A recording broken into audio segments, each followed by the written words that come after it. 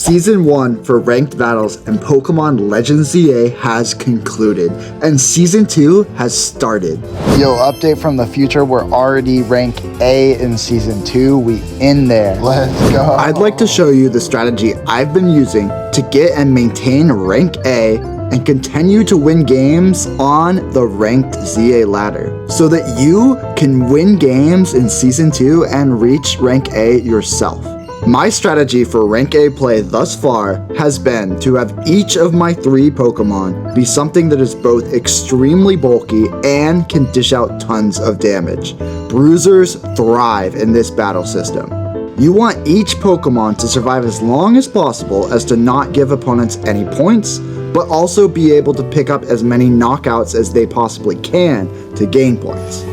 I've been giving a specific function to each of my 3 Pokemon so that they can offer different utility and can be built with these jobs in mind. The Pokemon you start with in a match is your lead. I call it the Charger. In this game, your Mega Meter is crucial. Not only does it allow you to Mega Evolve, but it also enables you to use plus moves, which give you huge range and power. Your lead's general job should be to charge this meter as fast as they possibly can. And you do this just by clicking moves. You do not need to land these hits. You gain charge right when you lock in the move, and after 9 moves, you'll have max charge. You want this Pokemon to use a setup move, like Calm Mind, Bulk Up, Sword Stance, Screens, or Agility, as quickly as you can, and then fire off fast attacks like Shadow Sneak, Aqua Jet, Extreme Speed, or any gap closer into U-Turn, Flip Turn, or Volt Switch. Remember, your Pokemon speed stat only affects your cooldown reduction and not your movement speed at all. That is locked for each Pokemon. However, agility does boost movement speed, so it's actually a great setup move in this game. Keep in mind that your Charger Pokemon still needs to be able to function as a pivot for advantageous type matchups and be able to pick up KOs.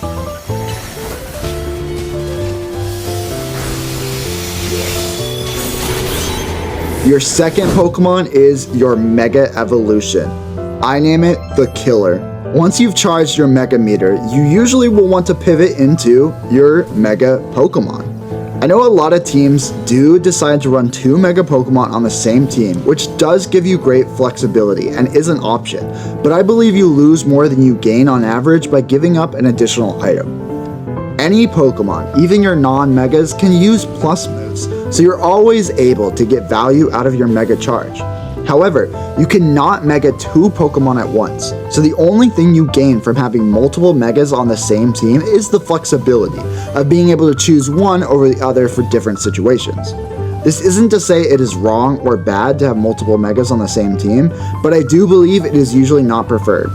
Your Mega of choice is your Killer, a powerful Pokemon with big damage who can use AoE spread moves to score multiple points at once.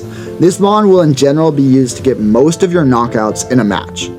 Your third and final Pokemon is your Anchor. I call it the Finisher.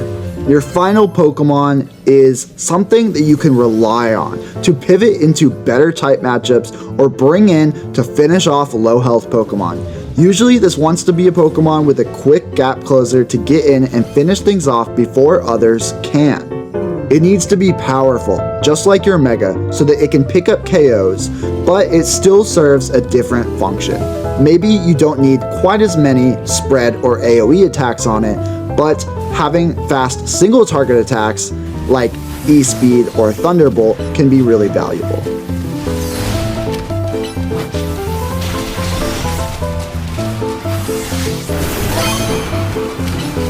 Let's look at my Season 1 team as an example of this team building strategy in action. My Charger was Doublade. This little guy might look like a joke, but it has outperformed every other Pokemon I've tested in this season of ranked so far.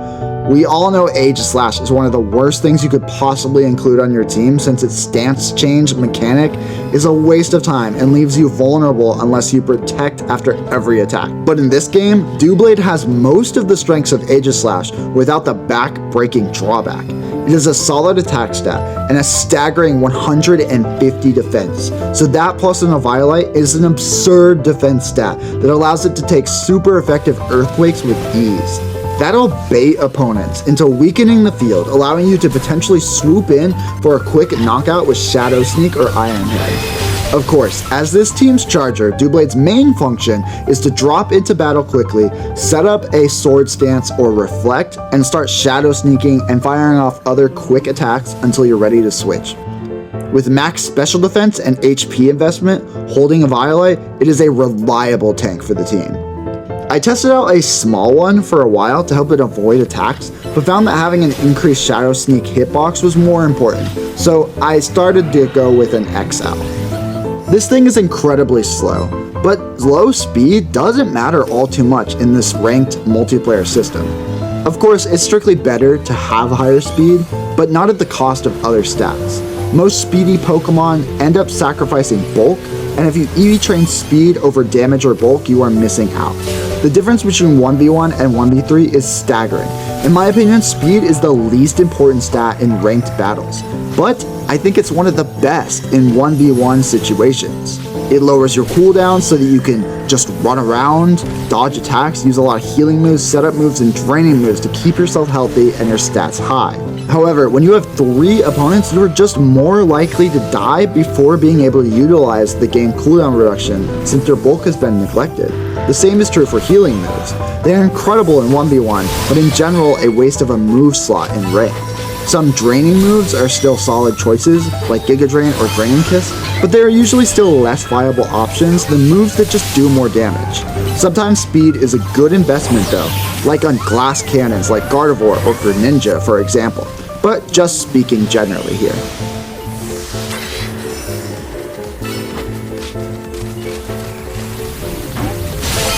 My killer on this team, Mega Tyranitar.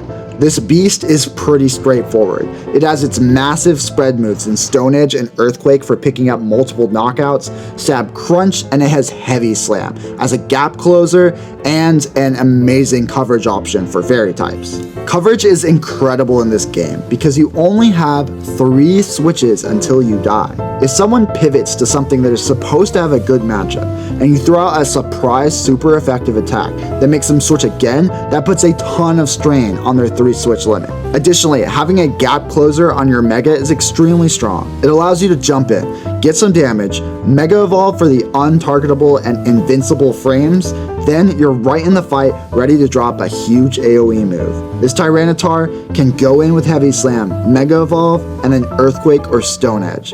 Its stats are off the chart, and it's trained in HP and attack with an adamant nature for maximum damage.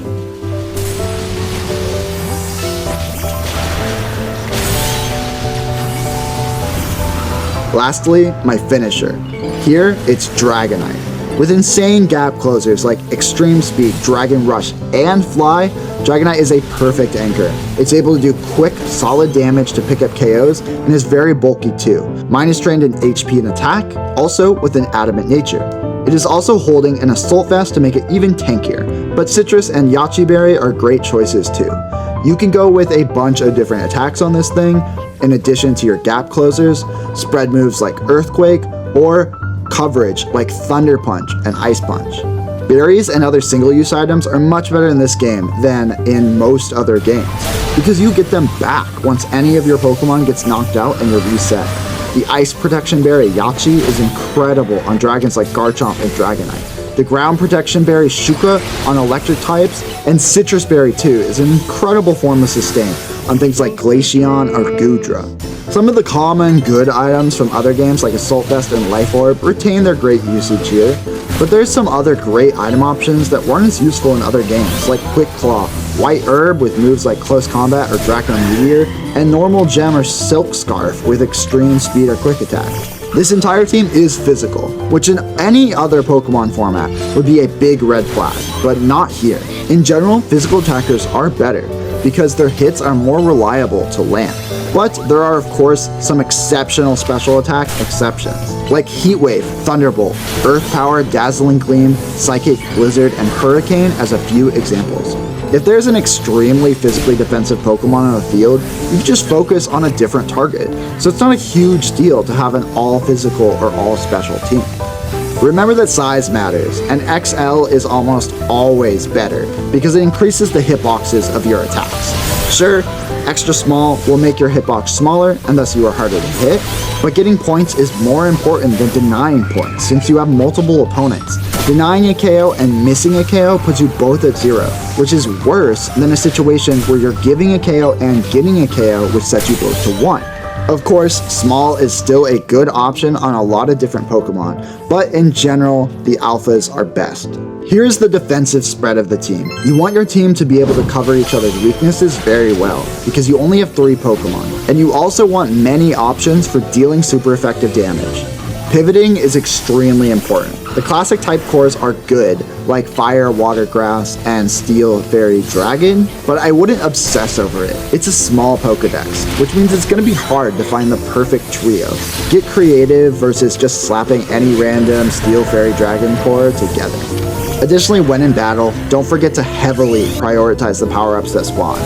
Use switches and Mega Evolution for the invincibility frames, and try to dodge attacks when you can. Find your target, and try not to position yourself right in the fight until you're ready to drop an AoE move.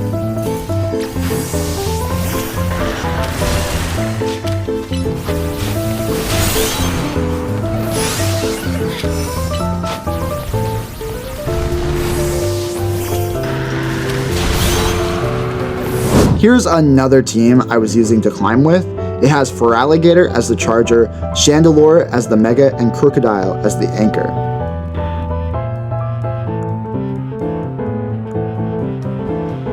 And here are some tier list examples I found online. Obviously, this game is still new, and the meta is adapting, so I'm listing multiple opinions to add to your critical thinking toolbox. Of course, these are going to be wrong here and there. And here is my current Season 2 personal opinion tier list. Season 1 was a blast, and it's very easy to make it to rank A, so just play some games and practice a lot. Season 2 will run for about 3 weeks. You will be allowed one special Pokemon, either Yveltal or Xerneas. During Season 2, expect either Xerneas or Yveltal on every single team, and I recommend you do the same because these legendaries are incredible. Good luck and become the very best that you can be.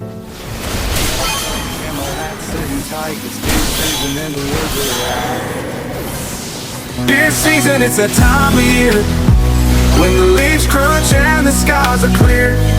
In my stand, I watch and I listen for the rustle that says the hunt is risen. With my trusty rifle and my heart in the game, each track, each sign calls my name. The thrill of the chase, patience of steel. It's not just the hunt, it's the way it makes me feel. This season, it's more than a sport. It's a legacy in the forest court. With every shot, I respect the land. It's a dance with nature where I take my stand. Hip-hop beats in the backwoods silence, blending with nature, perfect alliance. It's a rhythm and flow, a hunter's guidance. In deer season, it's where I find my balance. So here's to the